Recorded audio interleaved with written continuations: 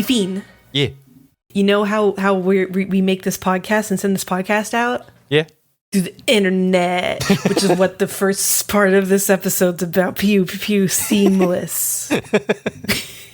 Yeah, the first half of this one is very internet focused. It comes out of the back of one of my favorite panels from the manga, which is after Momo's given Shimiko a lesson on the internet, she finishes it up by saying, "If you make a mistake on the internet, you will die." Yeah.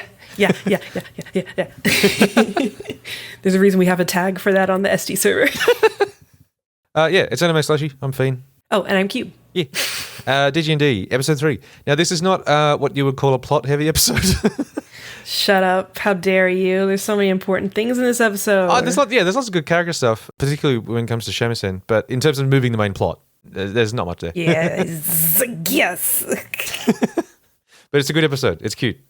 Yeah, it's a good episode. Yeah. So Momo's setting up the internet on her laptop that she lent to Shimiko and her family so that Ryo can do some homework. And so she's hooking it up to the internet. And Shimiko realizes that she doesn't know anything about the internet, but it seems very exciting.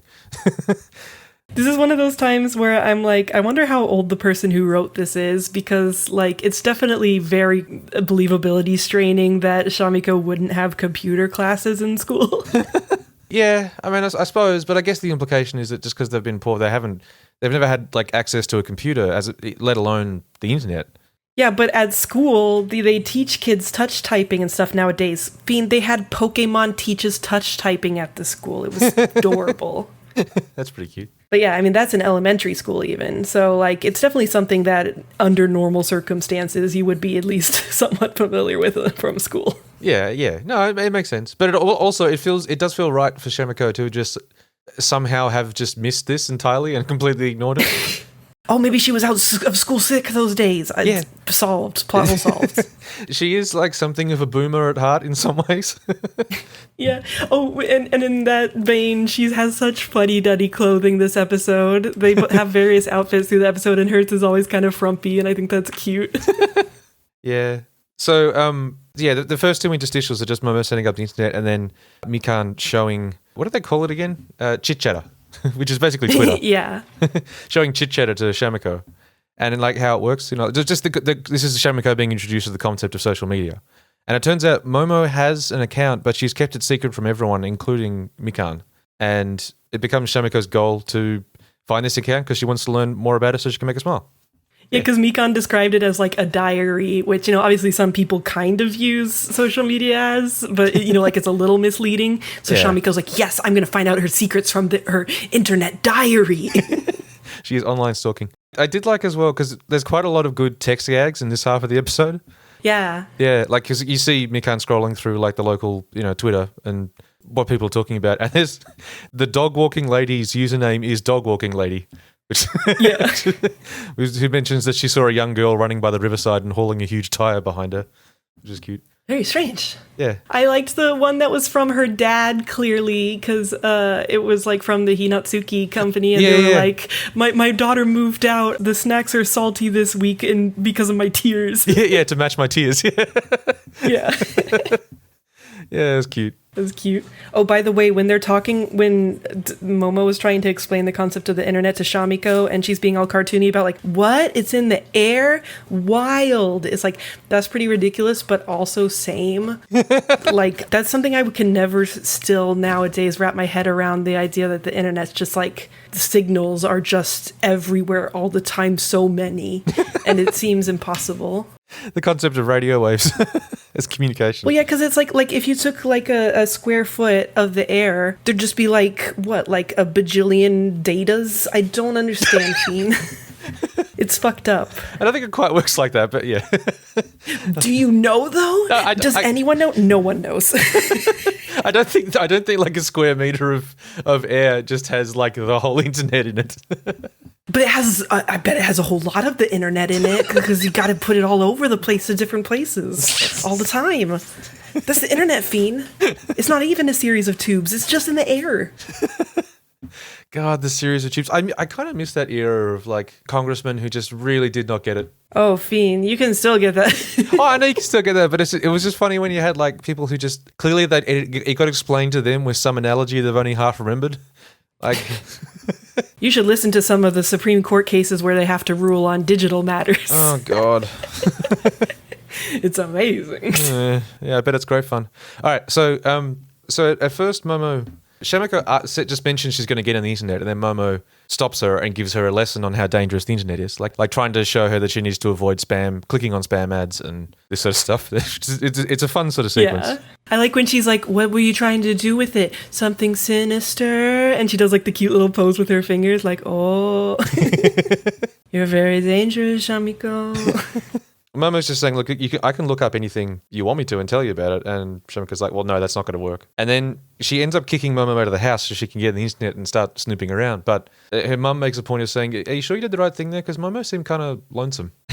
Yeah. But Momo left a guide, a helpful guide. Oh, yeah. It's a guide to the internet and computers that even a bird could understand. And Shamiko's like, oh, how dare you, Momo, but I will use it. Yeah, the illustration of the bird is cute too, just like a confused bird with a little light bulb behind it. Even I get it. But yeah, she sets up an account and then she can't find Momo because, obviously there's lots of accounts and she thought there'd just be 50 people on the internet. I do like that she said there's like 40 million, and I'm like, that seems actually low for Twitter, right? It has to be way more than that. I'm actually not sure. At the time it was written, it might have been about that much. That's true. Yeah. Crazy. Oh yeah, I do like how when she's having trouble using it, Shamisen tells her to turn her rod into a hammer, because she's like, how can I use, I have this new magic, I can't use it to help me with the internet. And she's like, just turn it into a hammer and fuck it up. And she's like, I can't do that, I borrowed the computer. Yeah, well, that is something that she's kind of focused on, is like how this whole thing is that she just wants to learn more about Momo and what she's thinking, because Momo won't talk to her or just tell her how she's thinking. She's not that direct. Yeah. And she's annoyed because she has this powerful magic wand, ancient weapon from Mesopotamia, and it can't help her in this circumstance. I'm like, oh, if you knew enough about it, could you turn it into like a super USB stick or something? How theoretical could these powers get? So I love the account that she makes on it, because she names herself Shadow Mistress in Romanji, and later Momo's like, oh, you really did your best, but it's like Shadow Mistoresu, she didn't use the English word, she wrote Romanji in the way that like a little kid would, and I think that's really cute. Yeah, so I guess that was a joke that was lost on me, because I didn't follow what the significance of that was. No one would be able to read that and know that it means Shadow Mistress. It was cute. Her profile photo is just a photo of her tail, like just the tip of her tail. It was cute. Yeah. So she can't figure out a way to use her wand to help. Mm-hmm. But then she goes over to Momo's house, having thought about the fact that her mum said that Momo seemed lonesome. And don't forget, by her house, we mean next door at the apartment complex. Yeah, she goes next door. And she apologizes for kicking her out. Momo's like, no, it's fine. And then she holds up her stick and it turns into a little sign that says, I would like to know the name of your chit-chatter account. It was cute. Yeah, and Momo's like, that seems like a waste of this incredibly powerful stick. And Shamiko's like, look, it's saying what I'm finding hard to say myself. Yeah. Aw. Beautiful. Yeah. Oh, also you see a lot of good, what's the cat's name again? Oh, fuck. I keep trying to remember, and I keep writing Metaton, which is an Undertale character. It's a name like that. It's like Metako or something. Yeah. Momo's navigator. Yeah, we see some good shots of him being a cute cat this episode. Very important. And that is one little detail I kind of love, how her navigator is just kind of like an old cat. And then it's like, he's not really there as much as he was anymore. Like, acting a bit strange, just kind of lazy. Yeah, sits on your lap, sits on the windowsill. Yeah, like old cats get. That's what they're like. Hell yeah. Except this was a magical being that was fully sentient, and now it's just kind of like, that's a cat. The time came for him to get old. Yeah. So anyway, at first Momo says no, but then while Rio's looking on the internet with her, she gets a friend request, and it's from Momo. And at first she's like saying, why did you friend me then? And Momo's like, because I wanted to learn more about you. No, I'm kidding. It's because I want to keep an eye on you. Mm-hmm. You're full of shit. Yeah, no, of course he is. I also like that little detail of when it's Rio's time to go to bed, her mother saying, Rio, it's that time of the night when monsters come out to eat children. You better get under the covers. And Rio's like, okay. Yeah, very cute. Oh, speaking of monsters, I like when Momo is like, I'm going to form a contract with a different demon, a horrible demon, and it's this like goofy looking alpaca. Yeah, no, that's right. Yeah, because Shamiko was saying that she wanted to keep an eye on Momo and also keep an eye on other demons that she could end up being sucked into a pact with. And yeah, she imagines Momo with this weird alpaca. I like it. Yeah. Oh, and also when it cuts to Shamiko and Ryo on her computer, Shamisen is tucked into a tiny bed, and it's so cute. And it's so like, I missed it the first time, and I was like, what? She has a tiny little bed. No, it's cute. Yeah. And it's Shamisen saying sleep or something like. Yeah. There was also that nice touch of they make a bunch of Japanese puns based off the name Wi-Fi, and then when she's picturing Momo being taken away by this alpaca, the only thing that Momo says is you'll have to get your own Wi-Fi now. That's the thing she's worried about. The worst. Oh, and in Momo's profile, it says, 12 years of service as a magical girl going through rehabilitation after suffering magic drain. Wars are won with punches. Yeah. But it's like, oh shit, she describes herself as being in rehabilitation. Yeah. Well, I think that in the manga that was after events from the previous season, like particularly that time that she got a bit worn out. But it could be related to the past as well. I'm not totally sure. That's what I assumed. Yeah. Her account name is Peachy Pink. Yeah. And she lists her hobbies as bodybuilding, cardio, exercise, weightlifting, cats, and udon. Yeah, so at first Shamiko wasn't sure it's her, and then she sees his profile like, this is her. But yeah, her actual handle is like freshp _ something or other. So yeah. Yeah. And there's part where Shamiko and Mikan start talking about going to the movies again or whatever, and it's pretty clear that Momo's getting jealous. And she's like, you two stop messaging. That's the closeout of that last half of the episode. Momo looking at this and going, I'm turning the Wi-Fi off at night. And the dad speaks to Momo this time. The way this was translated was, don't give up, Momo. Make lots of posts on social media and put the Wahoo into Wi-Fi. Oh, God. Oh, yeah, that one was kind of hard to translate. Yeah, I assume that was getting back to that pun about Wi-Fi parties or whatever it was. Hi. Can you explain that pun? I think because like Y is like saying yay, so I think she's just imagining it as like a way of like some kind of weird like chant, like going like yay, like Wi-Fi. Okay, that makes sense. Yeah, I think that's it. No guarantees, no promises on Mary's understanding of Japanese. How was it you referred to it even after years of being in Japan? Your level of Japanese was stinky baby or something like that? Yeah. Stinky baby. Okay, so yeah, the second half of the episode, now this one concerns Shamisen. Now you might remember me saying a couple episodes ago that we do find out a bit more about Shamisen's deal and how it fucking sucked. I forgot about this being... Poor Shamisen. Yeah, so they're continuing their investigation into where Sakura is or where she might have gone. It starts with them offering like a ton of nice offerings to Shamisen, who's very confused by this, again, as to why Momo's being nice. But Momo's asking, like, we're pretty sure you travelled around with Joshua a bit. Did you ever see Sakura? And Shamisen goes on to explain that, like, until very recently, like around the last 10 years and even before that, she just wasn't very conscious. She would occasionally get into like Jacob or other relatives' dreams on a good day, she says. But otherwise, no, she only has very vague memories of what happened there and she doesn't remember Sakura.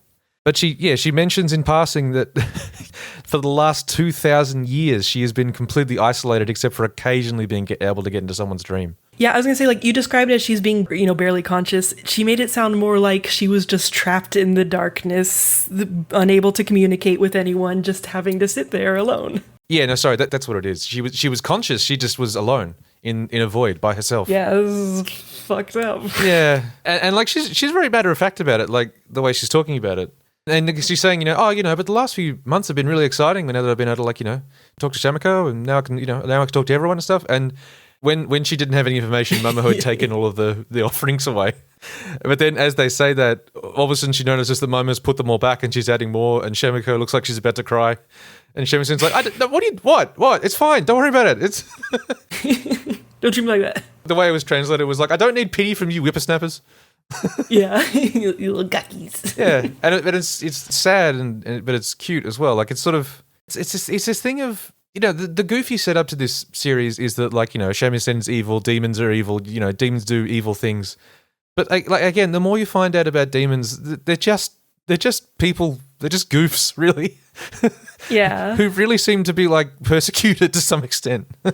Yeah, it's like, at least for now, it seems like they used to get up to more like fucked up stuff, and maybe, like it was one of those like, because that's the cultural expectation, you end up doing a lot of that stuff and whatnot. Yeah. But especially in the context of the show, it's like, no, they're just people living their lives and kind of fucked over by a lot of things. Yeah. So yeah, for a minute, Momo's feeling bad for all the time she flung Shamisen around into the city, but then she sort of goes, wait, no, that was always That was always started by her, and Shamiko's like, yeah. Whatever. Yeah. But Shamiko has a nice idea, which is that they're going to undo the lock they put on Shamisen that let her possess Shamiko's body. That prevented her from possessing Shamiko's body. Yeah. And let her have a day out, which is a nice idea. Yeah, so Momo has to remove the what was it, just like adhesive putty that she'd put on the bottom of the statue to stop it from being able to turn and take over Shamiko. Yeah. And Shamisen passes out from terror because it reminds her of the time she got a tooth drilled without that anesthetic or something, which...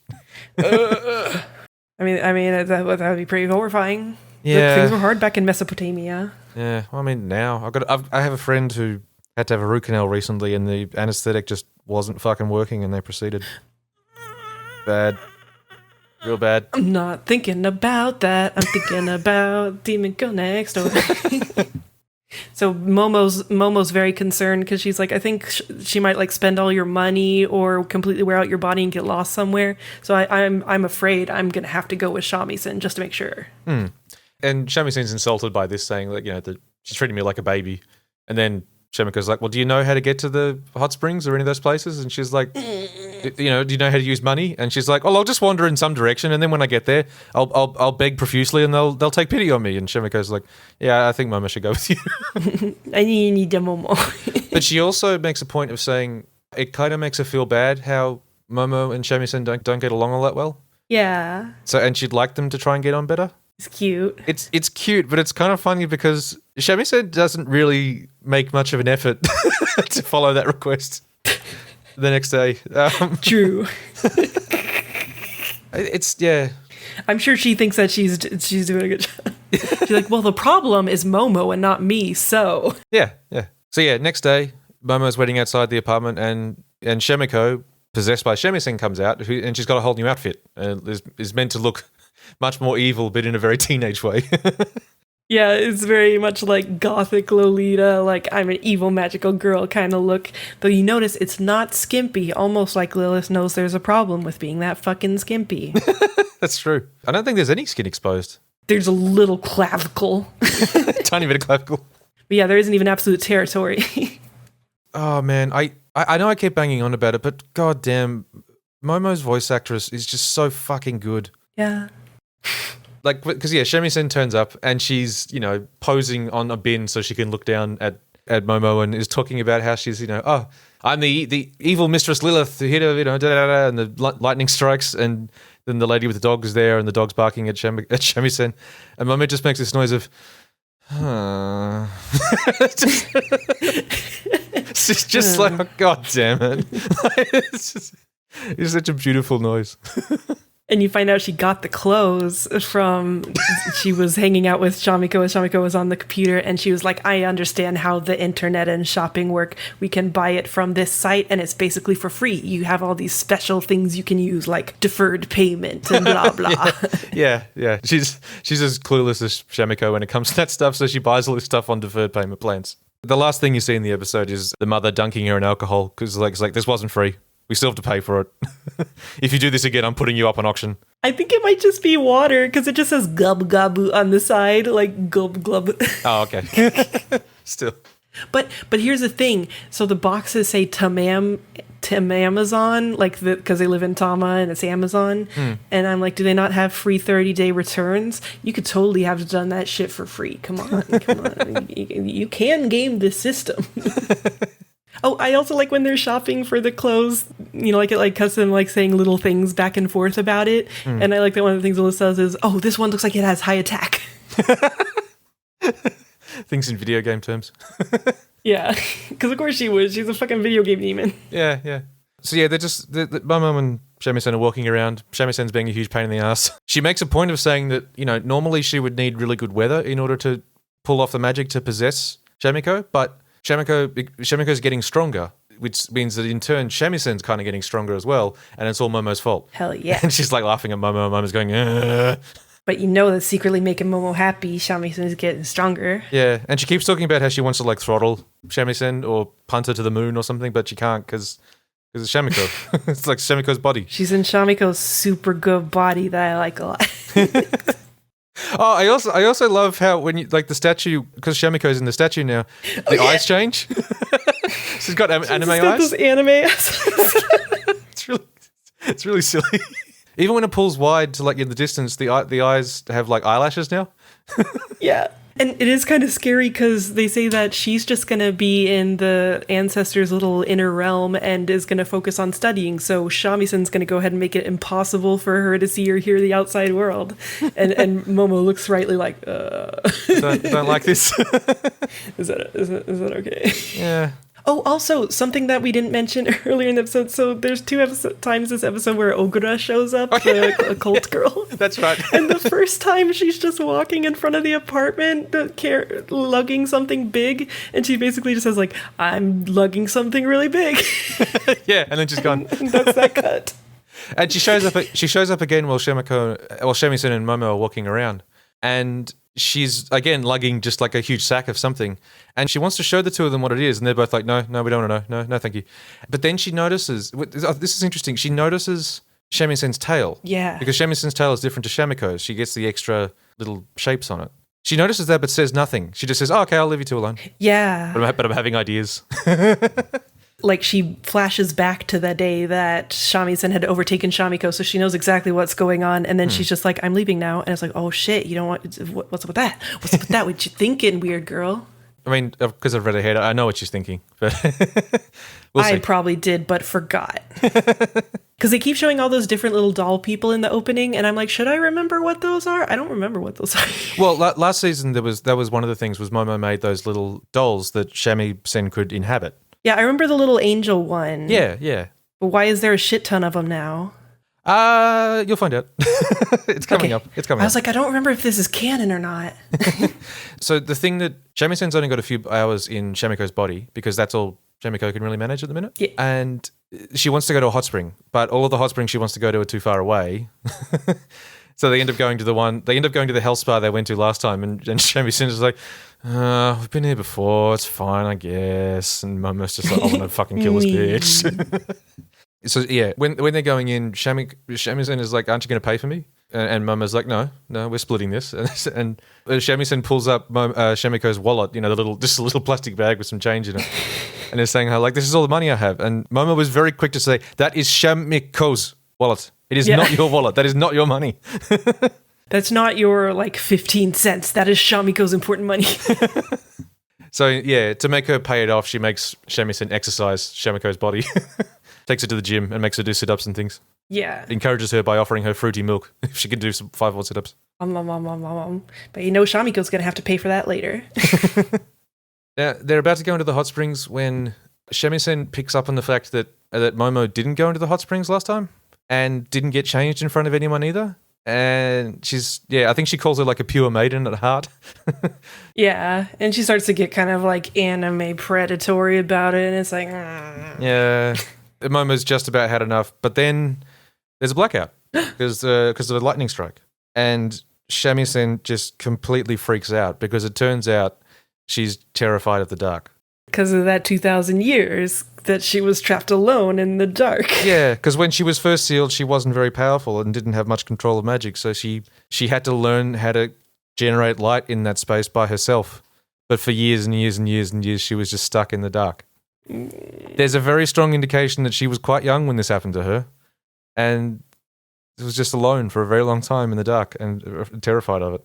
I've been crawling in the dark, looking for the answer.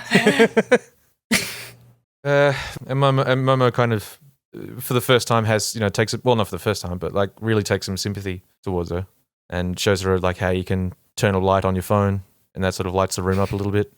And then she's like, okay, good. Now while we're here, I'm going to show you exercise videos. And Shamisen's like, Now the next bit is, I guess this is as close as this show is ever going to get to being leery. Really? Yeah, it's not too bad. As bathhouse episodes go, it's not too bad. But I mean, yeah, they are tastefully nude the whole time.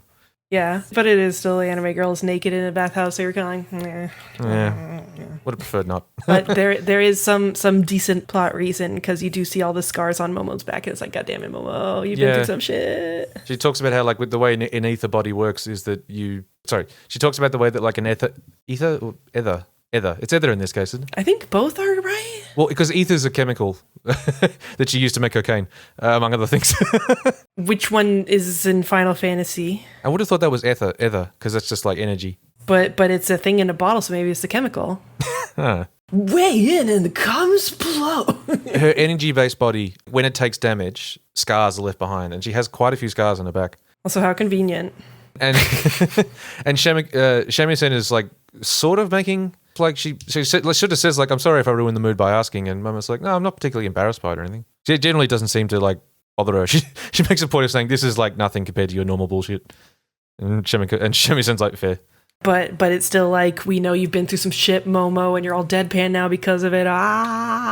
This is the thing. I doubt this season we're going to learn the shit that Momo has been through. Like, we're going to learn a bit. God. We're not going to learn the full shit. We're not going to learn that for quite a while, really. So yeah, that'd be like a season 3 thing, maybe. I gotta catch up on the manga after the season's done. You gotta.